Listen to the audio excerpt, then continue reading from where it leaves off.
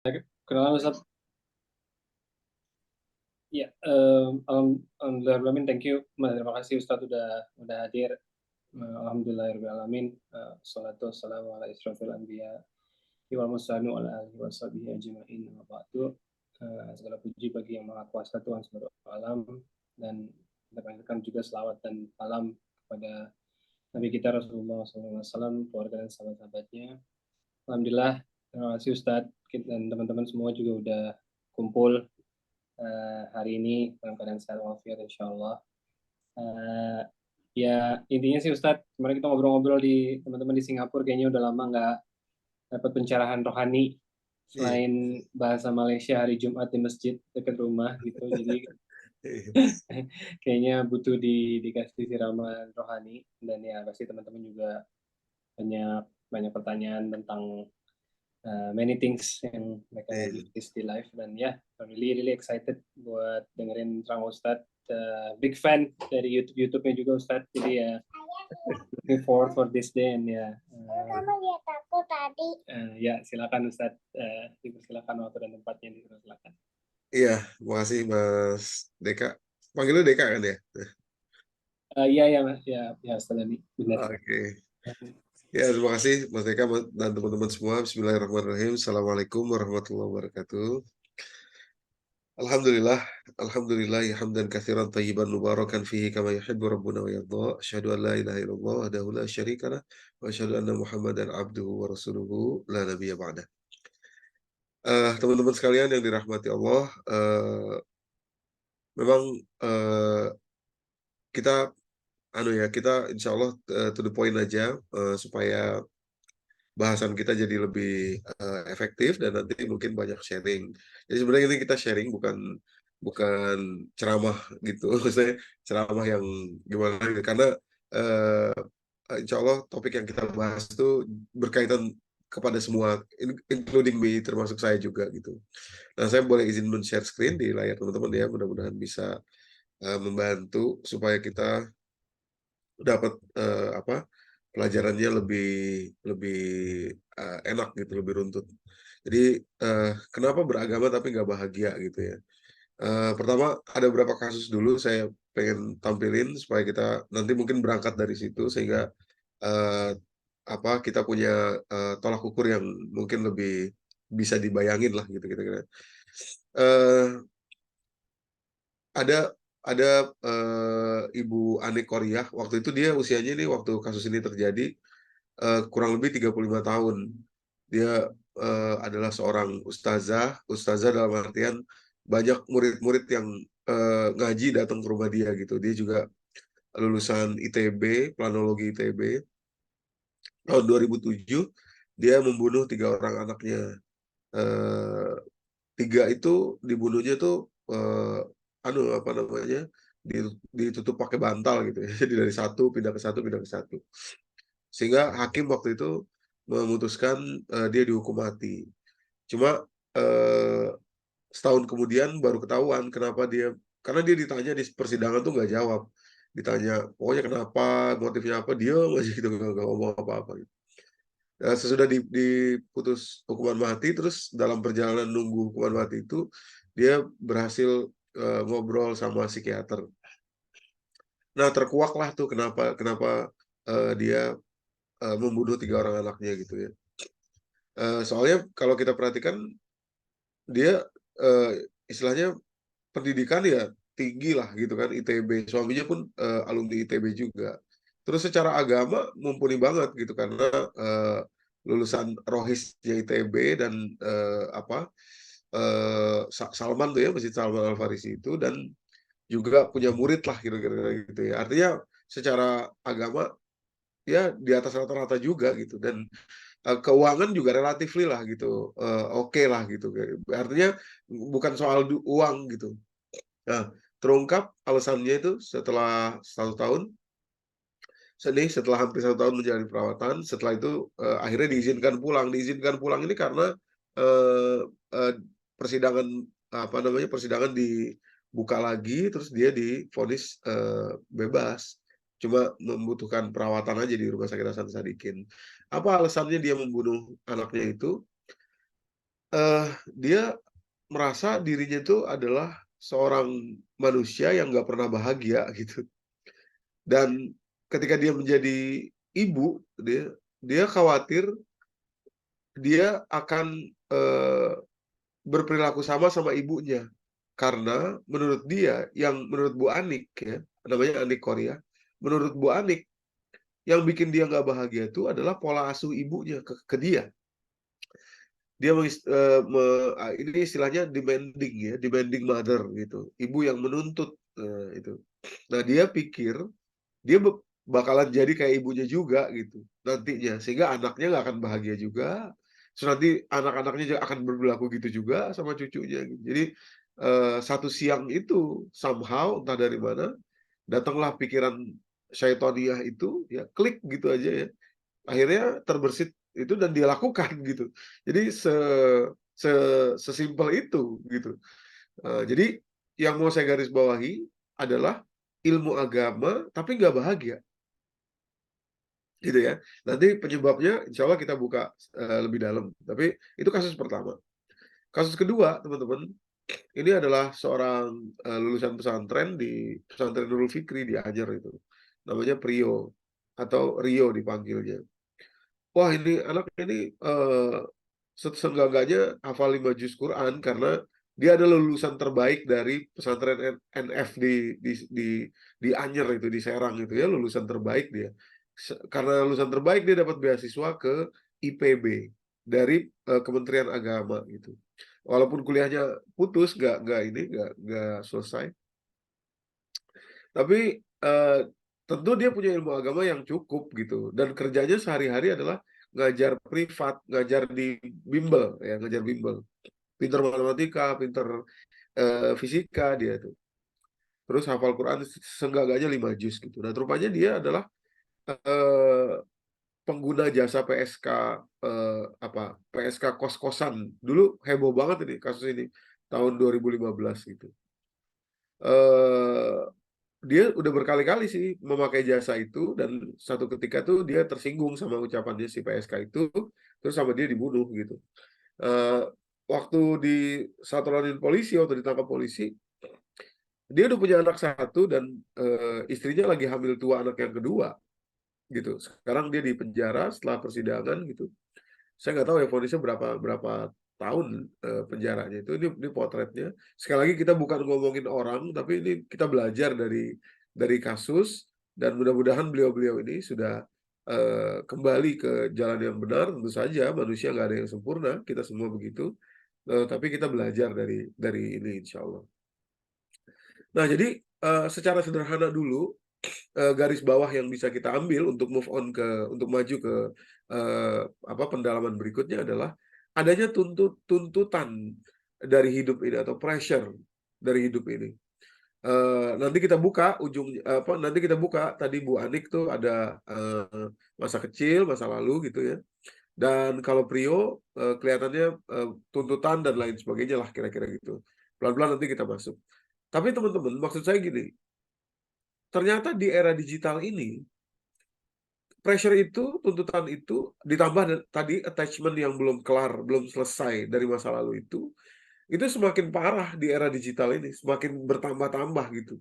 Dampaknya gitu ya. Setidak-tidaknya ini, beberapa kasus ini menggambarkan. Ini Komnas Perempuan Indonesia mencatat di medio Juni 2021 sampai 2022, 2023 belum dirilis, kelihatannya tambah banyak 2023. Terjadi 307 kasus pembunuhan istri yang dilakukan oleh suaminya. Jadi istri dibunuh oleh suaminya. Itu 307 kasus. Di dalam 307 kasus itu banyak juga kasus yang melibatkan juga terbunuhnya anak di dalam proses itu gitu. Dan by the way 307 kalau dibagi jumlah hari 365 misalkan gitu ya, hampir satu hari satu gitu di seluruh Indonesia terjadi kasus itu.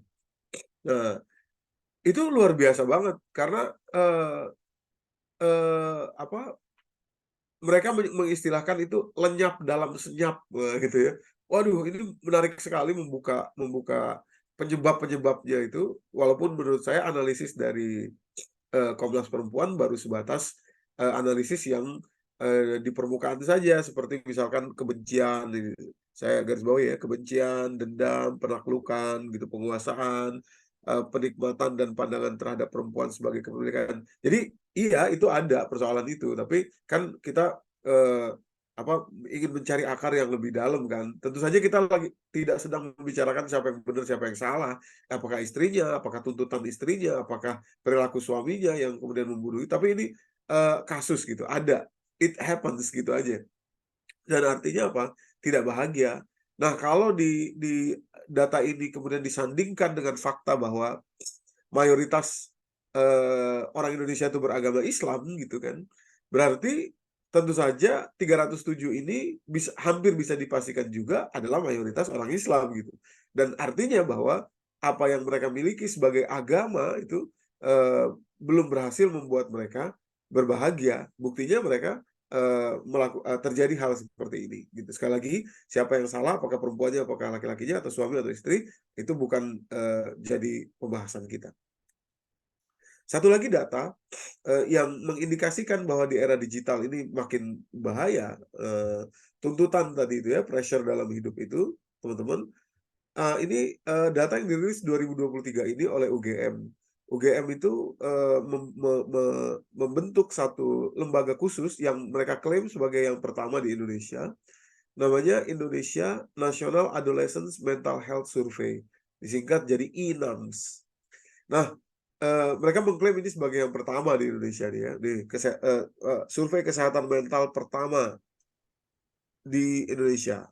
Nah, menarik sih, menarik banget ini karena mereka mengukur remaja rentang usianya sampai 10 sampai 17 tahun di Indonesia. Dari hasil survei mereka sepanjang 12 bulan, di 12 bulan terakhir, artinya dari 2022 sampai 2023 data ini dirilis, itu 1 dari 3 remaja ini, dan ini angka ini mencengangkan menurut saya, 1 dari 3 remaja Indonesia memiliki masalah kesehatan mental. 1 dari 3 gitu. 1 dari 3 itu luar biasa sih gitu. Kalau sampai meningkat angkanya 2 dari 3, oh rasanya udah karam kali kita di Indonesia nih gitu ya, untuk masa depan gitu. Tapi 1 dari 3 ini angka yang sangat mengagetkan. Nah, itu kesehatan mental ya. Sementara 1 dari 20 remaja Indonesia itu kesehatan mental tadi sudah menetap menjadi gangguan mental. 1 dari 20 di 12 bulan terakhir gitu. Gangguan mental itu sudah sudah fase atau level atau stage yang agak sulit untuk disembuhkan berdasarkan pengalaman ya, pengalaman yang ada itu. Kalau sudah gangguan mental itu agak sulit untuk disembuhkan, walaupun sebenarnya bisa gitu. Cuma dari data atau pengalaman yang banyak bahwa itu sulit. Terus kalau kita bicara dalam jumlah angka, lebih mengagetkan lagi karena jumlahnya besar sekali. 1 dari 3 tadi itu, yaitu 15,5 juta orang remaja itu memiliki masalah kesehatan mental. Ya. Saya kadang-kadang gini, kalau survei-survei kayak gini tuh, saya merasa bisa jadi lebih gitu, lebih banyak gitu, karena mungkin tolak ukur yang dipakai untuk survei boleh jadi berubah terus kan dalam era digital ini gitu. Jadi boleh jadi kita ambil ininya aja deh, ambil save-nya aja deh. Saya rasa lebih dari itu gitu, dan ini sangat mengkhawatirkan kita. Nah, teman-teman sekalian, dari Bu Anik, Priyo, terus kemudian data Komnas Perempuan dan data INAMS ini, tentu ini gunanya kan untuk kita kan, gitu kan, untuk kita otokritik atau kita ya evaluasi ke diri kita. Kita nggak mau jadi orang yang berjalan dalam kehidupan ini dan nggak bahagia, ngapain juga gitu kan? Untuk apa gitu kita hidup dan nggak bahagia gitu. Jadi kalau boleh saya langsung masuk to the point, dulu saya ngerasain juga setelah lulus pesantren, saya pikir ilmu agama tuh gunanya apa ya gitu, gitu dulu gitu. Artinya ada ilmu agama dan kebahagiaan itu memang sekarang itu kelihatan berseberangan gitu. Sampai orang tuh kalau mau bahagia, yang pertama akan dia cari adalah setidak-tidaknya ya psikiater gitu, psikolog gitu. Padahal dia punya ilmu agama gitu. Kemana ilmu agama ini, dan apakah benar ilmu agama itu memang untuk ada dampaknya untuk kebahagiaan? Ini persoalannya di sini. Nah, harusnya nih saya mengambil kata harusnya ya, ilmu agama itu adalah kebahagiaan gitu. Kok harusnya kok Ustadz berani menyimpulkan gitu bahwa ilmu agama itu adalah bahagia gitu ya kan. Nah, hadirin teman-teman yang dirahmati Allah, ini dalil-dalilnya kita buka. Pertama, Quran surat kedua ayat ke-38 ya. Nah, jadi dari sini nanti kita tahu salahnya di mana ya gitu. Kira-kira ininya di mana nih yang harus diperbaiki gitu ya. Kalimat Allah gini, auzubillahi minasyaitonirrajim. Qul nahbitu minha jami'ah. Kata Allah, turunlah semuanya dari surga ini. Semua itu maksudnya Nabi Adam, Siti Hawa, dan iblis. Fa imma ya'tiyannakum minni hudan, dan anak keturunannya tentu saja ya, tadi saya lupa mention, anak keturunannya juga semua kita. Fa imma ya'tiyannakum minni hudan, nanti barang siapa yang ikut petunjuk saya, huda itu apa? Sederhana, langsung kita ini jelaskan secara sederhana, Al-Qur'an. Dari mana? Banyak ayatnya. Misalkan surat yang sama ayat kedua misalkan. Alif lam mim zalikal kitabu la raiba fi hudal lil muttaqin ya. Jadi huda itu yang dimaksud adalah Al-Qur'an. Fa imma ya'tiyannakum minni hudan, barang siapa yang ikut Al-Qur'an, petunjuk saya, faman tabi'a hudai, barang siapa yang ikut petunjuk ini, nanti saya turunkan petunjuk kata Allah, dan yang ikut petunjuk saya, dua hal yang digaranti oleh Allah, fala khaufun alaihim, mereka tidak akan ada rasa takut. Tidak akan ada itu sebenarnya bukan berarti terbebas ya. Ada bempernya, durasi waktunya ada, tapi segera menghilang gitu. Nanti itu pembahasan agak nantinya gitu. Tapi fala khaufun alaihim, tidak ada lagi rasa takut pada dirinya. Ya, sekali lagi bukan berarti tidak ada rasa takut permanen gitu, tapi setiap kali dia rasa takutnya masuk bisa dinetralisir dengan segera. Walahum yahzanun, dan tidak ada rasa sedih. Nah, teman-teman yang dirahmati Allah, sederhana sekali ilmu psikologi modern menjelaskan bahwa akar dari semua persoalan itu adalah semua persoalan mental itu adalah masa depan yang diwakili oleh khauf, takut, cemas, dan segala derivatnya, keturunan-keturunannya itu. Takut, cemas, curiga, anxiety, kegelisahan, terus apa lagi itu, insecurity feeling, ya, perasaan tidak aman gitu ya. Terus apalagi sekarang itu ya, ada istilahnya, saya lupa anak-anak tuh istilahnya itu, takut nggak fit in gitu, takut nggak update apa tuh saya lupa tuh. Ya, itu ketakutan apa tuh? FOMO Ustaz, FOMO. FOMO ya, FOMO. Fear of missing out gitu ya. Itu juga bagian dari situ, dari khaufun. Nah, yang kedua, jadi akarnya dua. Pertama khauf, takut masa depan, dan yang kedua hazan, rasa sedih. Which is ini dari masa lalu. Sedih, dendam, inferior, apalagi ya? Sedih, dendam, inferior, curiga. Curiga tuh bagian ini juga, curiga yang berlebihan tentu saja, bukan kecurigaan yang standar. Terus apalagi? Delusi, ilusi gitu, halusinasi seperti Bu Anik tadi, itu berasal dari masa lalu. Teman-teman, jadi Al-Quran ini sedang mengajarkan kepada kita rumus bahwa kalau Anda betul-betul mengikuti Quran, dua hal yang harus ada yang harus jadi tolak ukur Anda adalah masa depan itu tidak ditakuti segitunya gitu ya, dan masa lalu itu tidak lagi menjadi persoalan. Wah, ini dahsyat sekali, dan menurut saya ini standar yang amat tinggi sekali itu. Saya ulangi kalimatnya ya, supaya kita clear. Qul nahbitu minha jami'ah, turunlah kalian semua ke surga. Dari surga maksud saya, turun di bumi. Nabi Adam, Siti Hawa, iblis, jin, ya, dan anak keturunannya. Fa imma ya'tiyannakum minni hudan, nanti saya akan turunkan petunjuk kepada kalian, hudan. Fa imma ya'tiyannakum minni hudan, faman tabi'a hudai, barang siapa yang ikut petunjuk saya itu, maka fa ini penting banget ini. Artinya setelah ikut petunjuk itu, sebab akibat ya, setelah ikut petunjuk itu, maka dua hal yang digaranti Allah, la khaufun alaihim, tidak ada lagi rasa takut, dan tidak ada lagi rasa sedih hati. Ya. Akar dari semua persoalan mental. Gitu. Dua ini. Tentu sekali lagi, saya harus ulangi sekali lagi, bahwa yang dimaksud tidak ada itu bukan berarti permanen. Tidak ada, bukan. Tapi bumper in, bumper out, istilahnya itu segera. Itu segera. Nah, itu ya. Satu lagi, teman-teman. Ya. Satu lagi, masih surat yang sama, ayat 201. Jadi ada kalimat begini, dan ini doa yang sering kita baca. Wa minhum may yaqulu rabbana atina fid dunya hasanah wa fil akhirati hasanah wa qina azabannar. Ya kan? Kita tahu akhirat yang hasanat itu, akhirat dulu ya. Akhirat yang hasanat itu adalah dapat surga yang paling tinggi. Surga Firdaus, bertetangga dengan Nabi tentu saja. Tapi ada waw a'tof itu di situ. Ini wawunya, waw a'tof itu artinya yang sebelumnya ya itu tidak bisa dipisahkan untuk dapat yang berikutnya gitu ya, atau berkesambungan. Artinya kita tidak mungkin dapat akhirat yang hasanat kalau kita dunianya nggak hasanat. Karena wa minhum may yaqulu rabbana atina fid dunya dulu hasanat baru wa fil akhirati hasanat wa qina azabannar.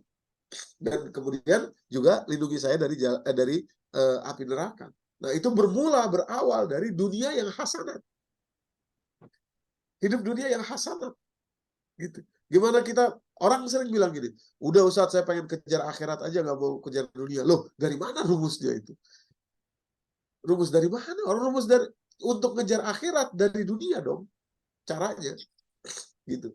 Nah, oleh karenanya, teman-teman yang dirahmati Allah, semakin naik kehidupan dunia ini semakin bahagia. Semakin bahagia tentu saja nanti unsurnya apa gitu, nanti kita buka sedikit.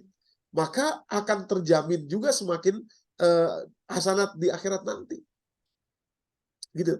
Nah, apa aja kebahagiaan dunia itu secara cepat ya, secara cepat saya tampilkan.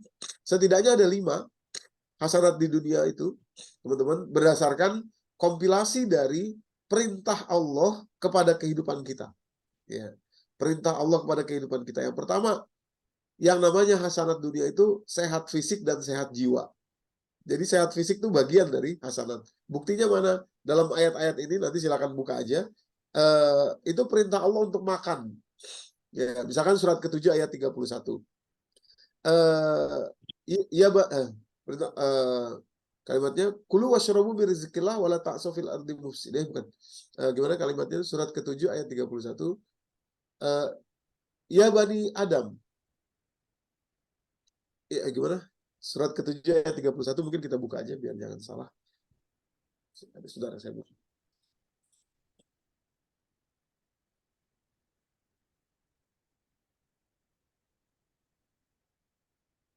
Surat Al-A'raf ayat 31, sebelah kiri paling atas itu.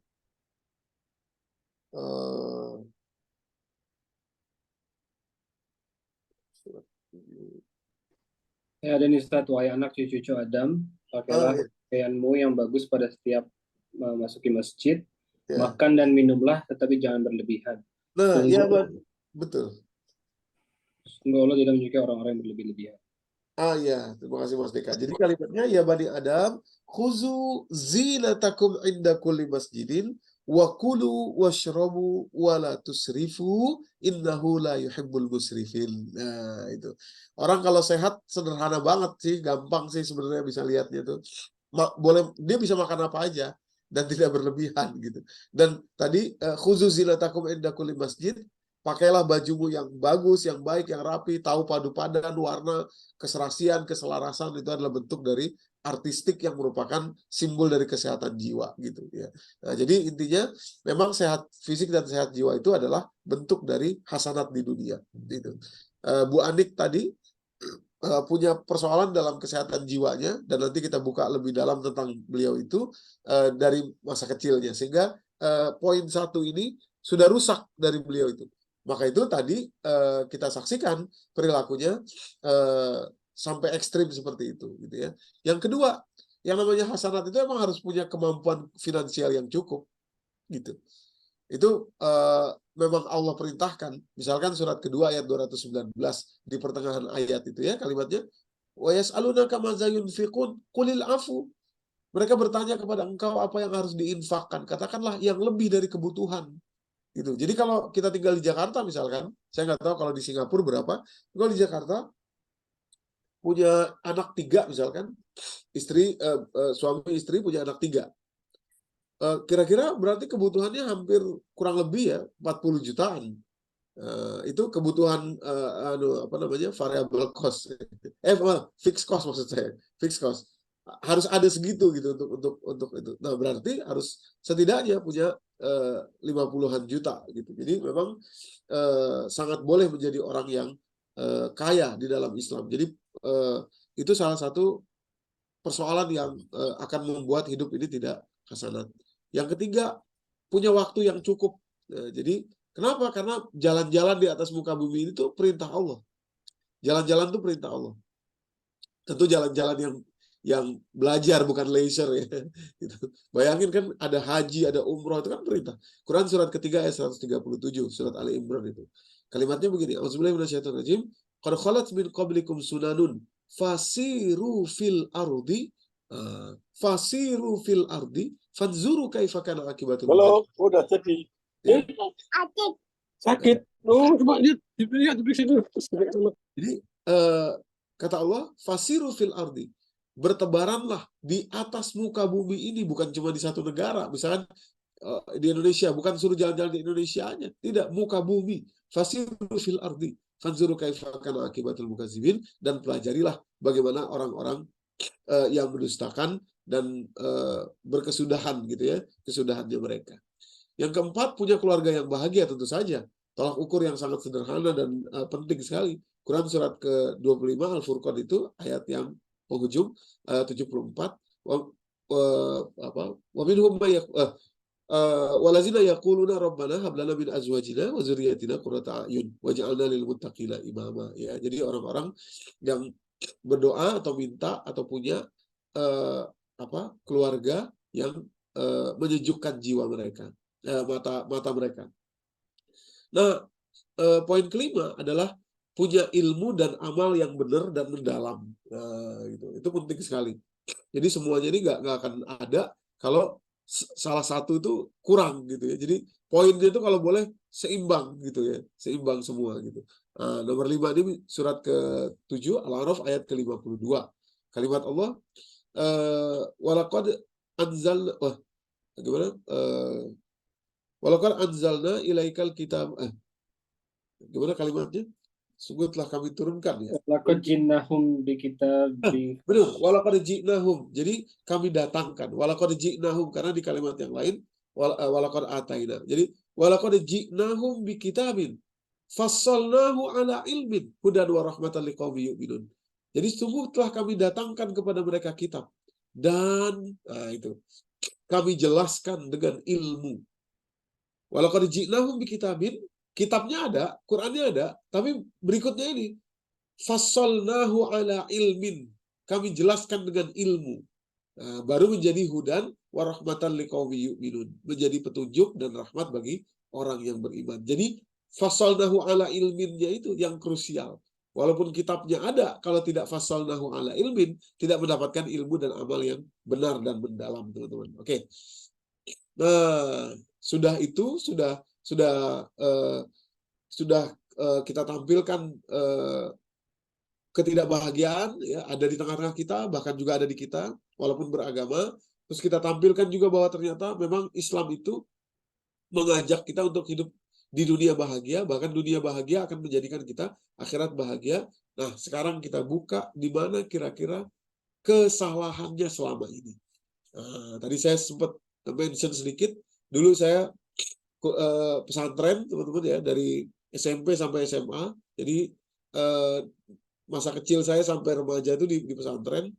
Keluar pesantren, saya bercita-cita nggak mau lagi belajar agama gitu. Iya, saya pikir ngapain belajar agama itu ada fase begitu tuh dalam hidup saya itu. Mudah-mudahan Allah ampunilah. Jadi teman-teman saya kuliah di Madinah, Mesir gitu ya, Mekah, macam-macam.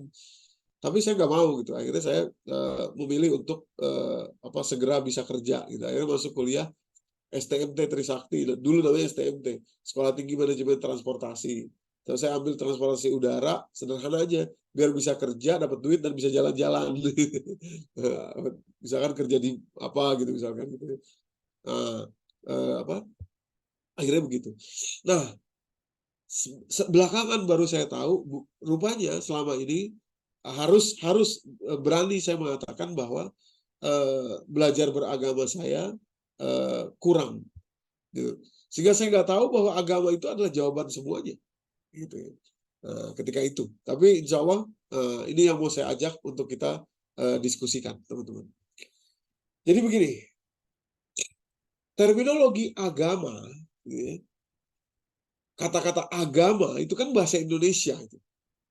Tanpa sadar, kita tumbuh besar, itu mengkristalkan kata-kata agama itu dalam gambaran kita, dalam imaginary kita ini, sebagai apa itu agama itu.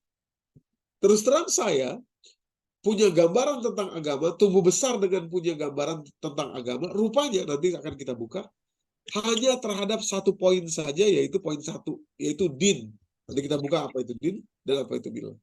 Jadi saya hanya beranggapan bahwa agama itu adalah ritual sholat, ritual haji, ritual umroh, ritual puasa Ramadan, bayar zakat, jumlahnya berapa, apa yang harus dilakukan, bagaimana cara tata cara sholat, bagaimana berwudu, bagaimana airnya bersih gak bersih dan segala macam, dan itu wow, kitab-kitab yang saya pelajari di pesantren itu macam-macam sudah tentang itu. Dan kita suruh menghafal juga tuh kitab-kitab. Wah, tentang ini, tentang ini, tentang ini. Gitu ya. Nah, padahal ternyata agama punya satu sisi lagi. Yang justru somehow terlupakan, sangat-sangat terlupakan. Padahal, ini saya jump up dulu ya. Saya lompat dulu ke konklusi akhir, tapi untuk memudahkan alur berpikir kita. Padahal kalau kita boleh meletakkan periodisasi belajar agama yang dibawa oleh Rasulullah, kan beliau menjadi nabi 23 tahun itu, totalnya itu. Nah, 13 tahun pertama, artinya ada periodisasi gitu ya. 13 tahun pertama beliau mengajarkan nomor 2. Baru 10 tahun terakhir di Madinah setelah establish yang pertama itu, beliau mengajarkan yang establish yang kedua, poin kedua, baru beliau mengajarkan yang poin ke-1. Ini Madinah 10 tahun. Ini Mekah 13 tahun. Hadirin. Gitu ya. By the way, yang sekarang lagi banyak ini, saya sebut aja ya, Al Zaitun, dengan segala cara ininya dia, kalau kita perhatikan, kenapa orang banyak yang ikut ke situ gitu ya. Kalau kita baca bagaimana kaitannya dengan NII dan lain segala macam, itu karena dia berhasil mengobrak-abrik yang nomor ini, yang milah ini. Padahal nggak gitu sebenarnya gitu loh. Ya, padahal nggak gitu. Jadi karena ininya sudah diobrak-abrik oleh dia, maka nanti yang sekarang kita lihat itu sebenarnya adalah symptoms atau gejala sudah mulai di sini, sudah mulai di dinnya tadi itu. Nah, baru kelihatan oleh kita. Padahal yang nomor 2 milah ini sudah lama. Nah, apa itu din, apa itu milah? Pelan-pelan kita buka, teman-teman ya. Pertama, surat keempat ayat 125. Kalimat Allah, ya kita akan temukan ada 2 kata di sini, yaitu din dan milah. Waman ahsanu dinan. Ya.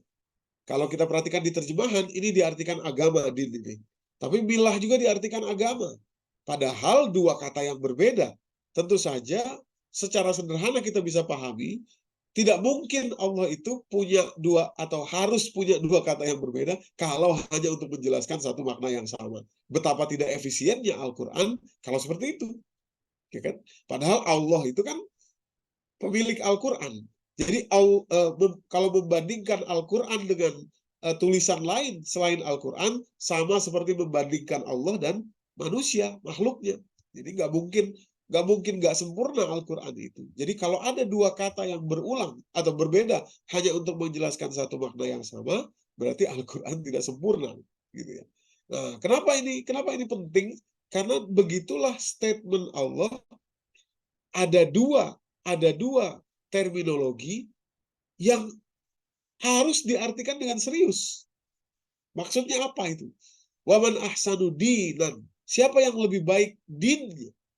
Agamanya kalau diartikan di terjemahan, mimman aslama, dari orang yang menyerahkan dirinya kepada Allah, artinya Islam, wajhahu lillah, kemudian menghadapkan wajahnya kepada Allah, wa huwa muhsinun, dan dia berbuat baik. Nah, yang menarik adalah wattaba'a millata Ibrahim hanifah, dan dia mengikuti millah Ibrahim yang tegak lurus. Juga diartikan agama dalam terjemahan. Itu. Wattakhazallahu Ibrahim khalila. Sungguh Allah telah menjadikan Ibrahim sebagai kekasihnya atau keutamaannya, ya, kesayangannya, kira-kira begitu. Ibrahim, ya. Din dan millah. Satu lagi, surat ke-6 teman-teman, ayat ke-161, surat Al-An'am, ya, di penghujung surat kita akan temukan dua kata itu juga. Qul innani hadani rabbi ila siratim mustaqim. Bahkan ini lebih dahsyat lagi. Ada menggabung, ada mengetengahkan siratal mustaqim. Kita tahu sholat 17 rakaat setidak-tidaknya kita sholat sehari, dan bacaan sholat itu yang wajib cuma satu, yaitu Al-Fatihah. La sholatan lima lam yaqra'u bi Fatihatil kitab, gitu ya. Nah, dalam surat Al-Fatihah itu cuma ada satu doa, yaitu ihdinas siratal mustaqim. Nah, sekarang Allah katakan qul, nah, perintah, ya, fi'il amr. Katakan, innani hadani rabbi ila siratal mustaqim. Umumkan, katakan, bilangin sama orang bahwa Rob saya sudah menunjuki saya ke jalan yang lurus yang saya minta 17 kali dalam sehari itu, setidaknya. Apa dia? Dinan qiyaman. Nah, kita menemukan lagi kata-kata ini. Dinan qiyaman millata Ibrahim hanifah. Din dan millah. Lagi-lagi juga ada Ibrahim, ya. Millata Ibrahim hanifah. Banyak lagi ayat yang lain yang kalau kita secara sederhana mengkompilasi kata-kata millah, itu biasanya akan selalu berkaitan dengan Ibrahim, ya, kecuali di beberapa ayat saja, misalkan surat kedua ayat 120, ya, itu millah tapi tidak menyebut nama Ibrahim. Tapi yang lainnya seperti ayat terakhir dari surat ke-22 Al-Hajj, itu surat ke-22 ayat ke-78 itu adalah juga millah ta'abikum Ibrahim hanifah. Jadi din dan millah. Nah, apa itu din? Nah, saya cepat aja. Din, teman-teman yang dirahmati Allah, dalam bahasa Arab itu, segala sesuatu kata itu memang berakar dan tidak bisa lepas dari akar katanya. Maka itu dalam bahasa Arab, satu akar kata itu bisa menjadi 114 makna. Dan biasanya makna tersebut masih berkaitan. Itulah kenapa Al-Quran itu dalam bahasa Arab. Karena nggak ada bahasa lain yang seperti itu. Nggak bisa. Nggak ada bahasa lain yang bisa seperti itu. Nah, walaupun ada bahasa lain yang punya feminin, maskulin, ada, ya, bahasa Perancis misalkan. Tapi keturunan makna yang sampai 114 itu tuh nggak ada, kecuali dalam bahasa Arab. Nah, kata-kata din, ya, sebagai yang diartikan sebagai agama tadi, berakar kata yang sama dengan dain, teman-teman. Ya, karena asal katanya itu dal, ya, dan nun. Ini, ya. Jadi kita harus cari benar nih, maksudnya din, maksudnya milah itu apa, gitu, ya. Dain. Apa itu dain? Ya. Dain itu adalah pembayaran. Itu pembayaran. Maka itu salah satu nama hari kiamat adalah Yaumiddin. Diambil dari kata dain. Nah, misalkan kita buka surat kedua 282. Ya ayyuhallazina amanu iza tadayantum. Nah, ini juga dain juga nih. Iza tadayantum bidainin ila ajalin musamman faktubu. Hai orang yang beriman, jika kalian bertransaksi dalam jangka waktu yang tertentu, maka tulislah. Nah, jadi secara sederhana, din adalah satu aturan yang kalau Anda lakukan apa yang diminta, Anda akan dibayar. Tapi kalau Anda tidak melakukan yang diminta, atau Anda melakukan yang lainnya, Anda tidak akan dibayar. Nah, nanti ada pembayarannya. Di mana? Di hari kiamat. Namanya apa? Yaumiddin. Hari kiamat itu. aturan itulah yang disebut dengan din. Gitu. Secara sederhana, din itu adalah aturan yang dibawa oleh Nabi Muhammad SAW, alias fikih, alias syariat, boleh juga dikatakan begitu. Kenapa Anda sholat subuh cuma 2 rakaat? Kalau memang orientasinya pengen lebih lama berkhusyuk gitu, kenapa nggak 4 aja? Gitu kan? Kenapa hanya 2 rakaat? Karena mengikuti yang dibawa oleh Nabi Muhammad. Nggak boleh beda. Kalau beda nggak dibayar, walaupun lebih banyak. Dilakukan lebih banyak, tapi nggak dibayar. Tertolak. Kenapa? Karena harus ikut yang dibawa oleh Nabi Muhammad SAW. Nah, teman-teman, terus terang inilah yang saya pelajari dari kecil dulu. Dan inilah juga yang selama ini kita tahu sebagai agama itu.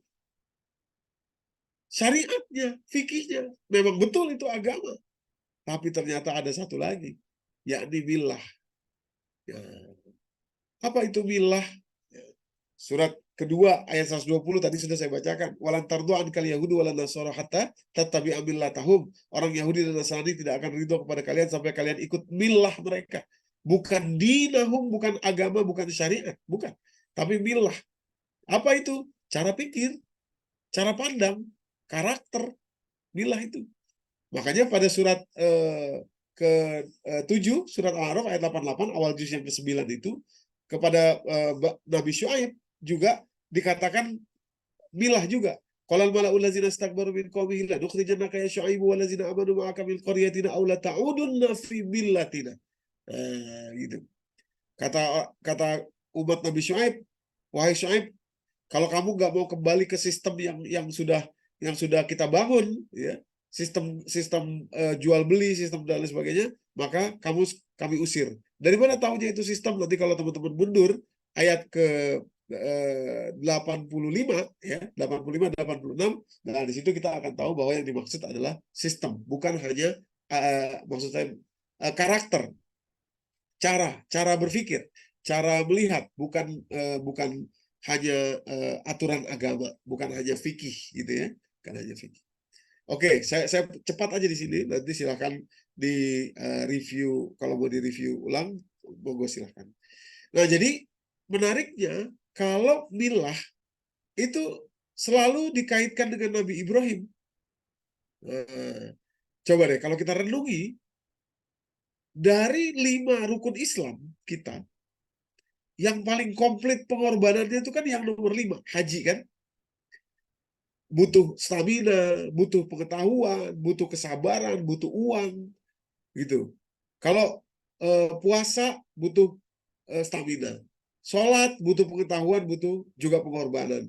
Ada lagi zakat yang mengeluarkan uang. Nah, haji itu ada semuanya. Nah, di ibadah yang tertinggi itu, kalau kita renungi baik-baik teman-teman, tokoh sentralnya justru Nabi Ibrahim alaihissalam beserta dengan keluarga beliau, gitu. Tokoh sentralnya itu. Kenapa? Karena memang millah, ya, cara pandang, cara sikap atau karakter Nabi Ibrahim alaihissalam. Ya. Nah, itulah juga yang menjadikan kita Muslim nih. Ya. Aslamtu li rabbil alamin, kata Nabi Ibrahim itu. Surat kedua 130 sampai 131. Demikian pula tadi sudah kita sampaikan surat ke-22 ayat 78. Itu kalimatnya wajahdu fillahi haqqa jihadi huwa jtabakum wa ja'ala 'alaikum fid dini bil haraj millata abikum Ibrahim.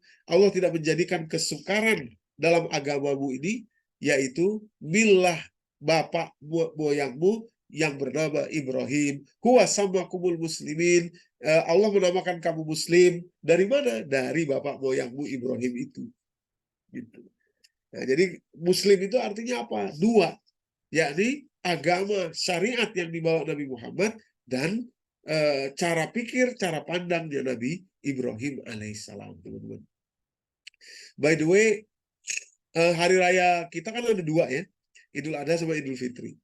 Nah, dua-duanya itu aktornya adalah Nabi Ibrahim, gitu ya.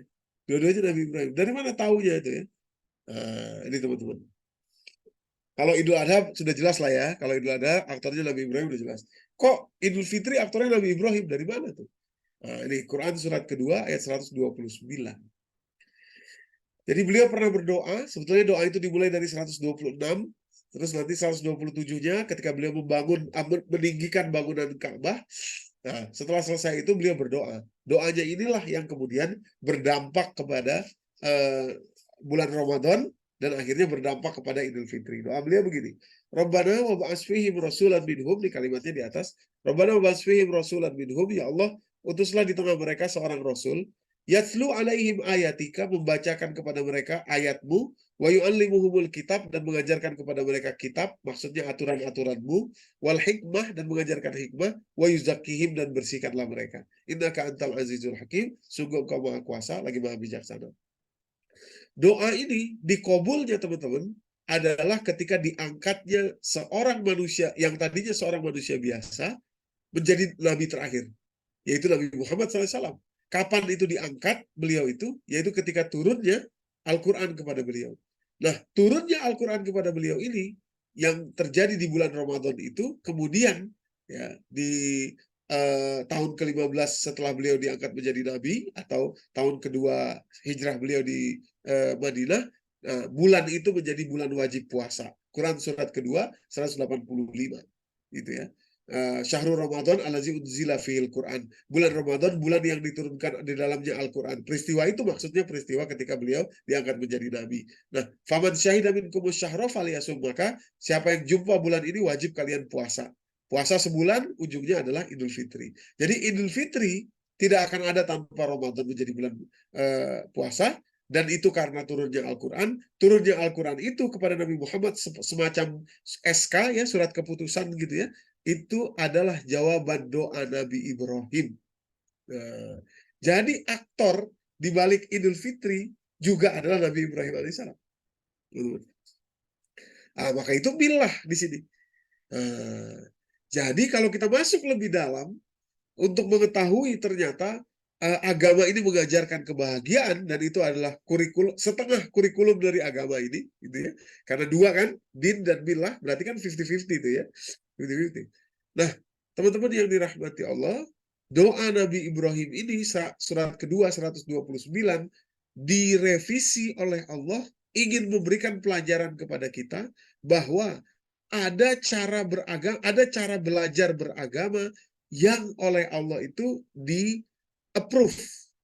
Ya, jadi Nabi Ibrahim, sekarang kita masuk ke doanya beliau, spesifik, billah Ibrahim. Rabbana, ya Tuhan kami, wa ba'as fihim, utuslah di tengah mereka rasulan minhum, seorang rasul dari mereka sendiri. Nabi Ibrahim minta diutus rasul, sekaligus minta juga kurikulumnya, tahapan belajarnya, caranya, mana yang lebih dulu. Di dalam Al-Quran yang disebut lebih dulu ada pengaruhnya dengan yang disebut belakangan. Itu sebabnya nanti kita saksikan urutan dari doa Nabi Ibrahim ini diubah oleh Allah. Diubah oleh Allah. Nah, apa urutan yang diminta Nabi Ibrahim? Pertama, Rasul tadi akan bertugas, kata Nabi Ibrahim, yatslu alaihim ayatika. Yang pertama, yatslu alaihim ayatika. Membacakan ayat-ayatmu, ayat-ayat engkau. Yang kedua, mengajarkan kitab, maksudnya aturan. Ya, kitab itu bukan ayat Al-Quran, tapi peraturan. Dari mana tahunya? Karena setiap kali sesuatu ditetapkan itu menggunakan kata kitab. Misalkan puasa misalkan.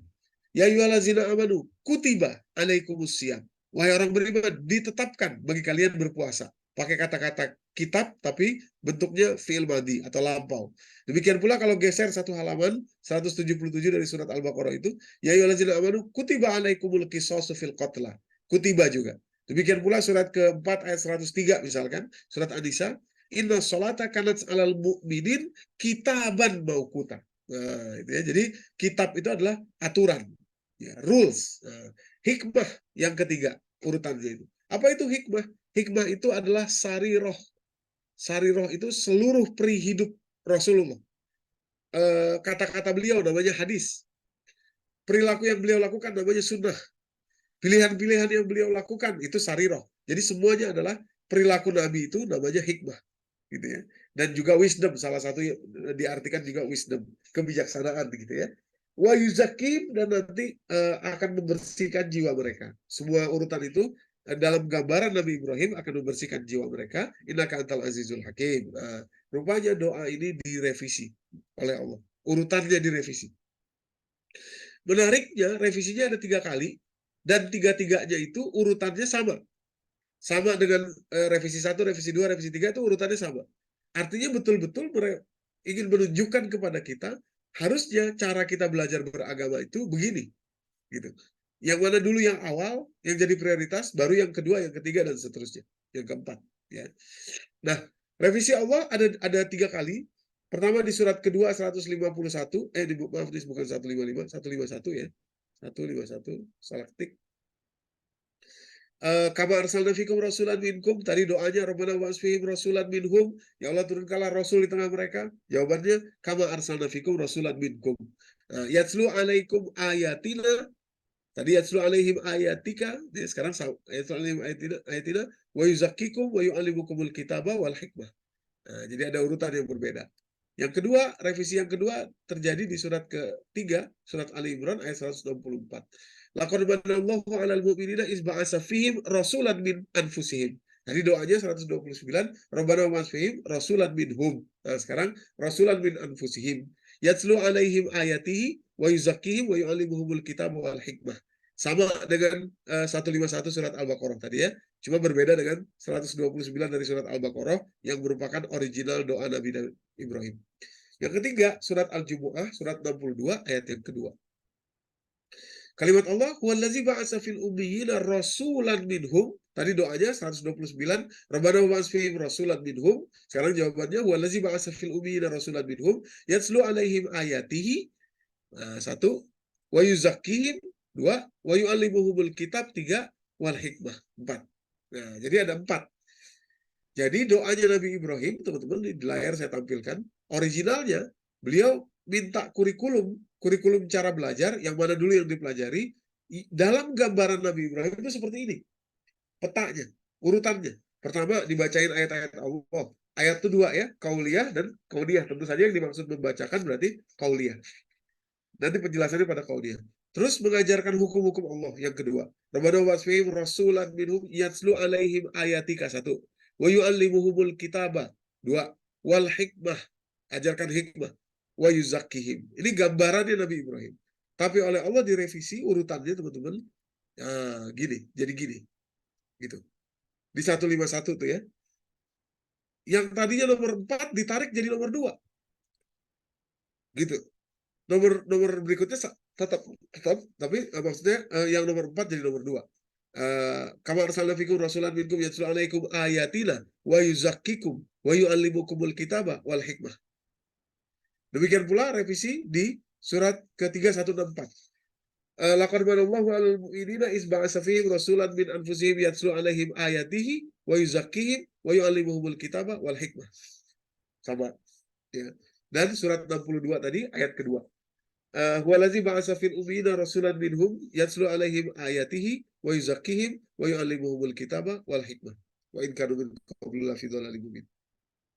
Jadi ada perbedaan yang luar biasa dan menurut saya sangat signifikan, yaitu menempatkan kebersihan jiwa dan kehidupan sebagai nomor 2, teman-teman.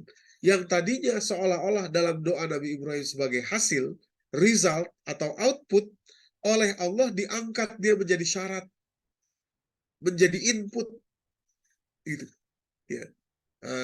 Inilah sebetulnya persoalan yang amat mendasar. Kenapa? Karena kalau kita perhatikan dengan rumus din dan milah tadi, ini saya 164 sama. Nah, kalau kita perhatikan dengan rumus din dan milah tadi, nomor 1, nomor 2 ini adalah milah. Milah ini ya.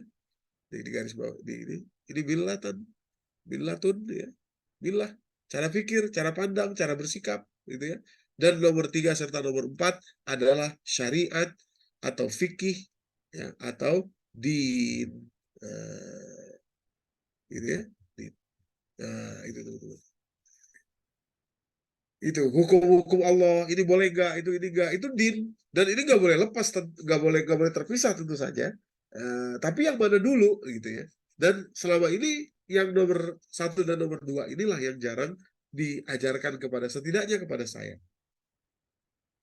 Nah, teman-teman, bahkan kalau kita perhatikan dalam Al-Quran itu komposisinya adalah komposisi isi Quran ya. Isi Quran itu komposisinya 75% isinya kisah. Dan kisah itu karakter. Menceritakan karakter, gimana karakter Nabi Yusuf, gimana karakter Nabi Yakub, gimana karakter Nabi Zakaria, ketika terjadi ini, terjadi itu, apa yang beliau katakan, karakter Nabi Ayub, karakter Nabi Yunus, karakter Nabi Adam, karakter Iblis, karakter Nabi Musa, karakter Fir'aun, karakter Nabi Muhammad, ada Zulkifli juga di situ, ada Luqman, Nul Hakim, dan seterusnya.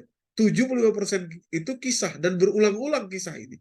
Jadi Quran setebal itu tuh, perintahnya tuh cuma 10%. Teman-teman, cuma 10%. 15% bicara tentang dunia, akhirat, dan Allah Subhanahu wa taala hakikatnya. Tapi yang 75% adalah kisah, karakter. Nah, inilah milah. Milah tuh Ibrahim ya. Kenapa? Karena semuanya itu kakeknya adalah Ibrahim kan.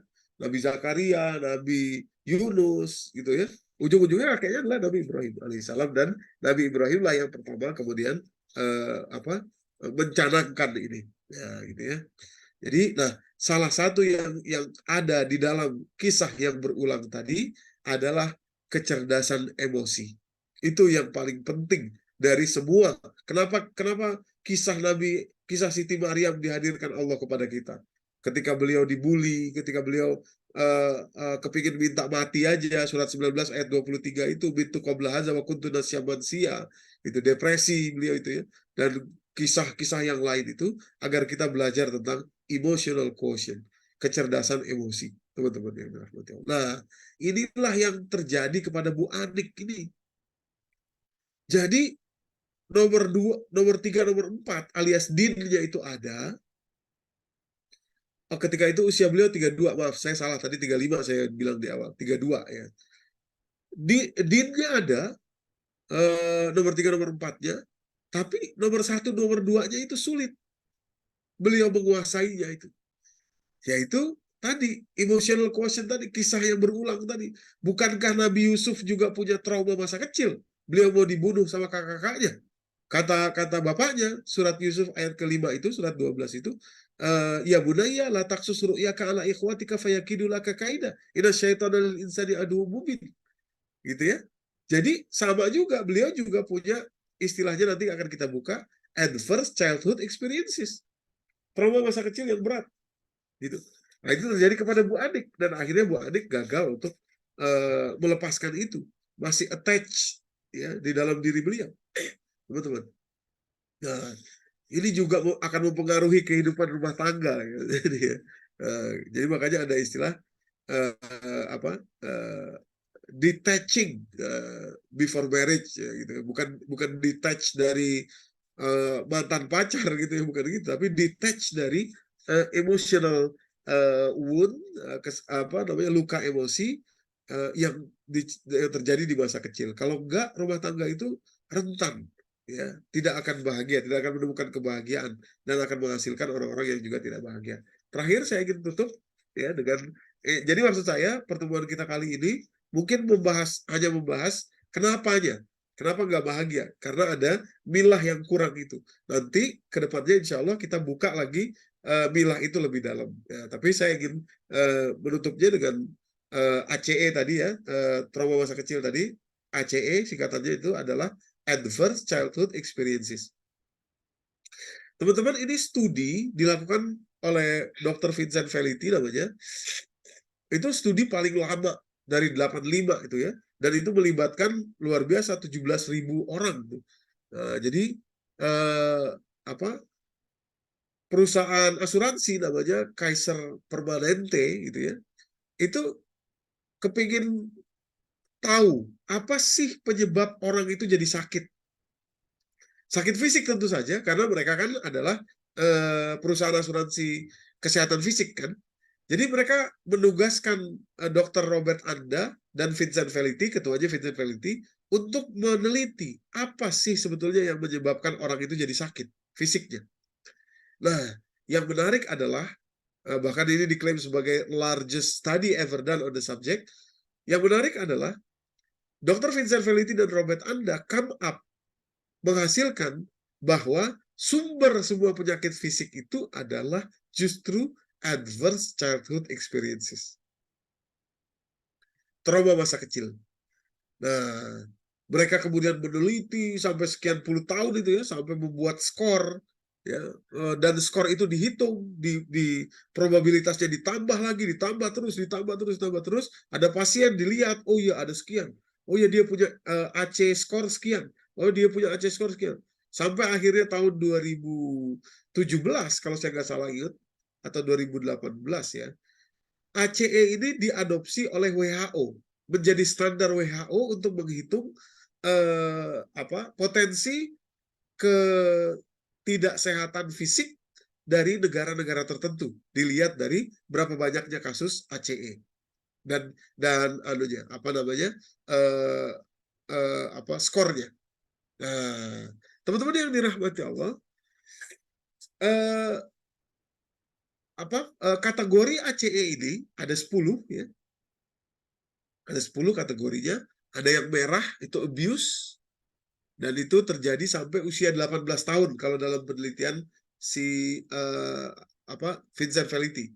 Ada yang kategori biru namanya pengabaian atau neglect, dan ada rumah yang tidak berfungsi selayaknya, household dysfunction. Nah, tentu saja warna itu beda ya. Jadi kalau abuse itu skornya tinggi. Physical abuse dipukul, didorong, pokoknya fisik, semua fisik ya, termasuk juga diancam untuk dipukul juga, itu adalah physical abuse ternyata ya.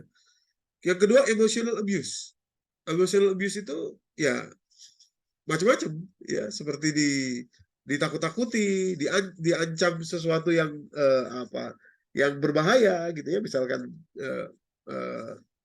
macam-macam lah. Nah, termasuk juga ternyata yang mungkin jarang diperhatikan adalah ketiadaan pujian, itu ya, atau salah memuji juga, emotional abuse ternyata. Wah, luar biasa ini, dahsyat sekali nih penelitian Dr. Vincent Felitti ini. Jadi kalau anak tidak pernah dipuji, itu bahaya, itu emotional abuse. Bukan neglect lagi, tapi emotional abuse. Kalau emotional neglect di sebelahnya nih, diabaikan secara emosi, nggak pernah diajak tamasya, nggak pernah ini. Kalaupun Anda bersama dengan bapak ibunya, dia masing-masing punya kesibukan sendiri gitu ya. Dan itu sekarang lebih mudah terjadi di dunia digital ini gitu ya. Dan terakhir tentu saja sexual abuse yang dari kategori abuse itu.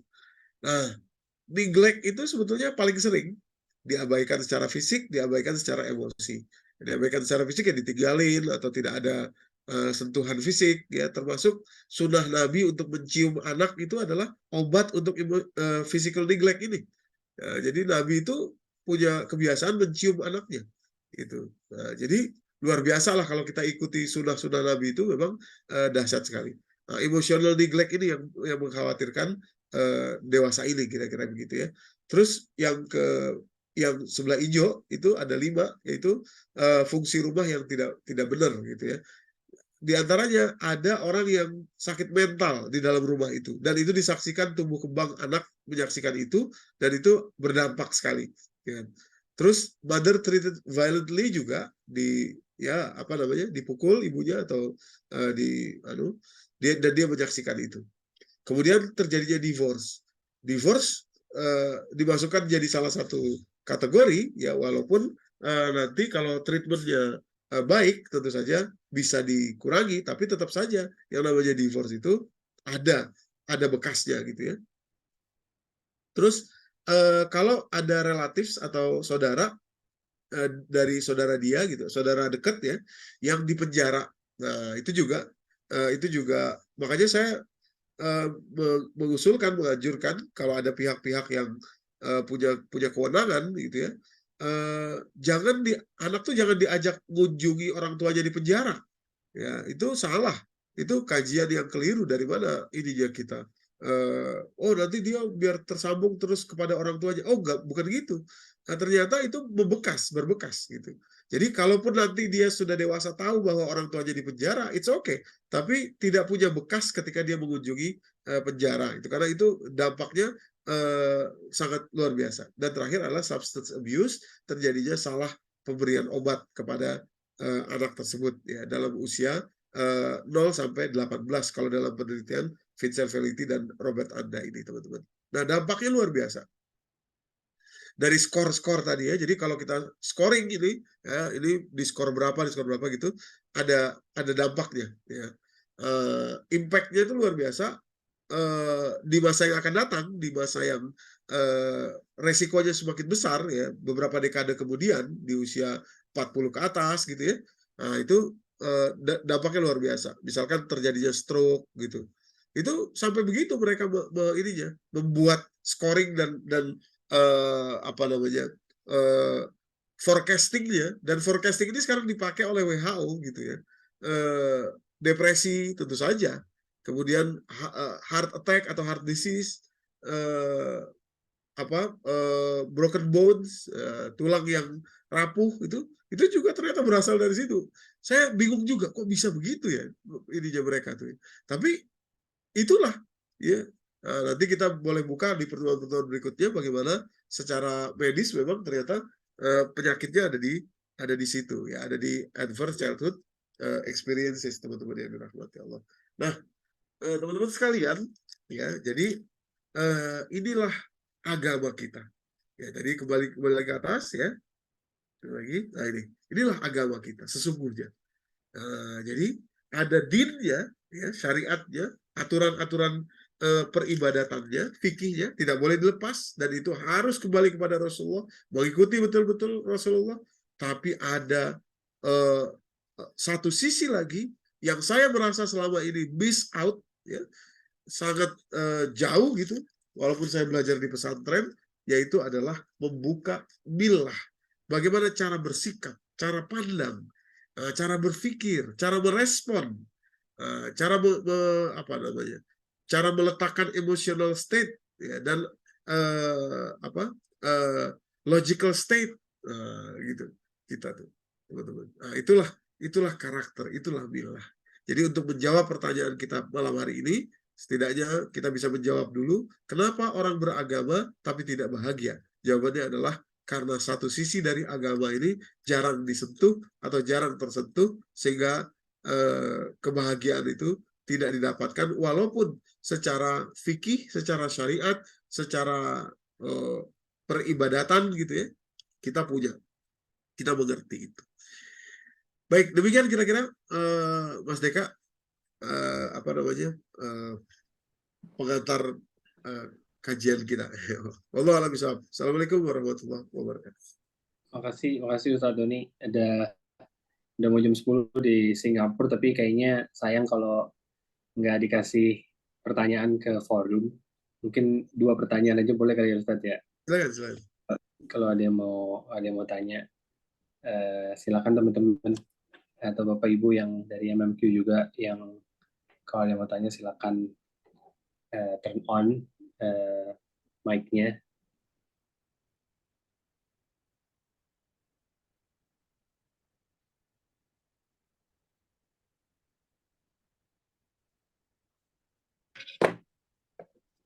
Kalau nggak ada yang nanya, saya nanya aja deh, Ustaz. Oke. Untuk apa konvoi pengejauhan poin nomor 1? Apa tuh, Pak Arif? Pertanyaannya bagaimana maksudnya? Assalamualaikum Pak Ustadz. Mau tanya. Ya silakan. Tadi kan nomor 1 membacakan ayat-ayat Allah. Kira-kira contoh konkret penerapan nomor 1 itu apa aja Pak Ustadz? Oh iya. Pertanyaan saya sebenarnya ada mirip, tapi pertanyaan saya lebih ke arah yang nomor 2. Sebenarnya cara konkret supaya kita bisa belajar kisah-kisah itu baiknya lewat mana ya Pak Ustadz ya? Maksudnya kayak kadang-kadang sih kalau baca arti dalam Quran tuh kadang-kadang suka nggak paham gitu, maksudnya ini ceritanya kasarnya makna di balik cerita kisah ini apa gitu, kadang-kadang suka susah kalau cuma baca translate-nya doang gitu kan Ustadz. Nah itu mungkin cara supaya milahnya itu bisa lebih deep lagi itu apa emang harus belajar atau ada buku tertentu atau ada apa gitu ya, mungkin nomor 1 sama nomor 2 kan milah kan, jadi ya Iya, konkretnya gimana tuh cara belajarnya gitu Ustaz. iya, iya, iya. Oke, makasih Mas Arif, makasih Mas Deka. Jadi menarik sekali memang. Saya izin share ini yang lain ya. Jadi saya ingin nunjukin langsung aja supaya maaf, belum saya buka dulu supaya kita bisa langsung bisa langsung relate dengan apa yang ditanya tadi. Saya mau tampilin misalkan tentang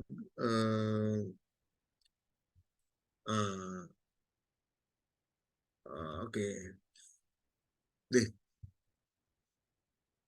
jadi saya menghafalkan surat kedua Al-Baqarah ayat 249 ini udah sejak lama lah ya kira-kira gitu. Tapi ketika menghafalkan itu saya nggak dapat apa-apa gitu, artinya nggak dapat apa tuh, saya hafal dan saya ulang-ulang gitu, tapi rasanya tuh feel-nya tuh nggak ada gitu.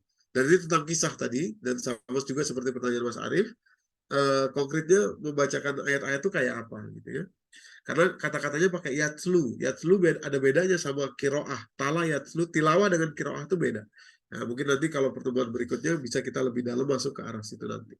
Nah, tapi untuk teasernya nih, surat kedua ayat 249 ini saya hafal udah lama nih. Falamma fasalatul bil junudi qala inna Allahu mutalikum binar. Faman syariba minhu falaysa minni wa lam yatahu fa innahu minni illa man tafarraqa qurfatan bi yadi fasyariba minhu gitu ya udah. Nah, tapi saya baru tahu belakangan setelah membacanya dengan talayat slu tilawah, yatslu tadi, artinya ada kepahaman, ada riset, ada penelitian di dalamnya itu. Bahwa ketika Tolut membawa pasukannya itu untuk untuk berperang melawan Jalut ya, ini kisah luar biasa. Tolut bilang gini sama pasukannya, Innallaha mubtalikum binahar. Faman syariba minhu falaysa minni, kata Tolut, sebentar lagi kita akan ketemu sama satu sebentar lagi kita akan ketemu atau berpas-pasan atau akan ada di depan kita itu sungai. Allah akan menguji kalian dengan sungai itu. Nah, faman syariba, kata-katanya syariba ya, barang siapa yang minum dari sungai itu, maka saya tidak mengakui dia sebagai pasukan saya. Tapi yang menarik, kata-kata yang kedua untuk menggambarkan minum tadi berubah menjadi wamal lam yat'amhu. Nah, ini. To'am kita tahu artinya makan. Tadi syariba itu minum. Gampang itu, air diminum syariba. Kalau to'am itu makan. Nah, sebetulnya teman-teman yang dirahmati Allah, perubahan kata-kata inilah yang tadi surat ke-7 ayat 52, salah satu butir hasanat yang nomor 5 tadi, fassalnahu ala ilmin itu ini. Ini nggak akan bisa dibuka maknanya kalau kita nggak punya ilmunya. Nah, perubahan kata-kata syariba menjadi to'am ini penting sekali. Jadi sebetulnya kalau diterjemahkan sama-sama diartikan meminum ya, padahal udah jelas-jelas beda to'am dan syariba.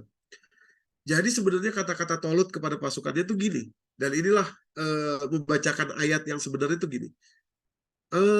Kata Tolut, sebentar lagi kita akan ketemu sungai, Allah akan menguji kalian dengan itu. Barang siapa minum dari sungai itu, saya tidak mengakuinya sebagai pasukan saya.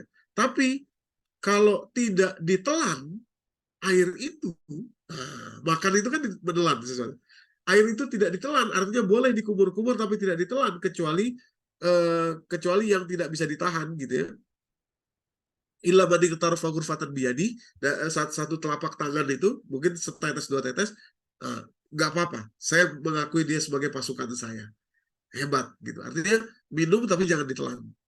Gitu. Nah, ini nanti sisa penjelasan ayat ini menjelaskan bedanya antara yang mengikuti Tolut artinya tidak ditelan dengan orang yang minum tuh digelegek-gelegek ditelan.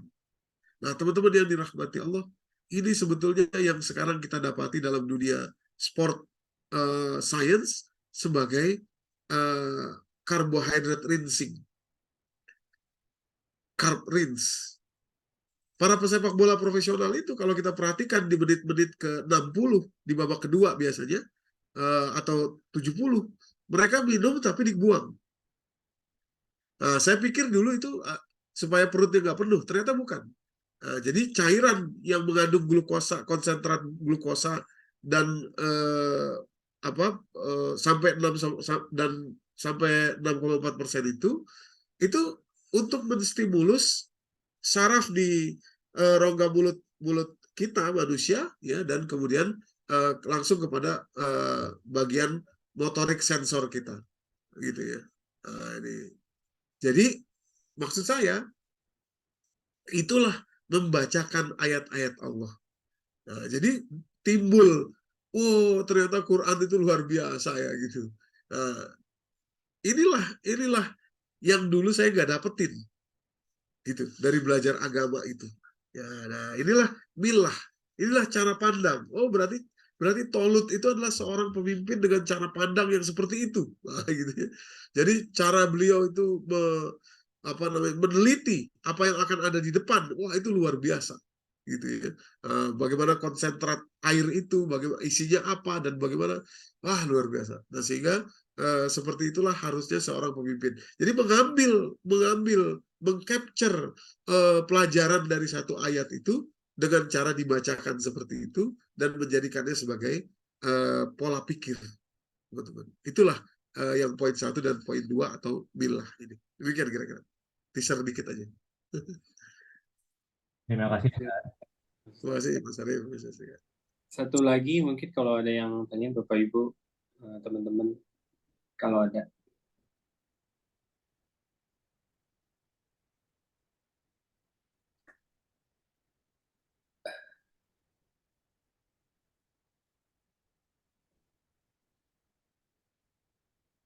Tunggu 10 detik lagi.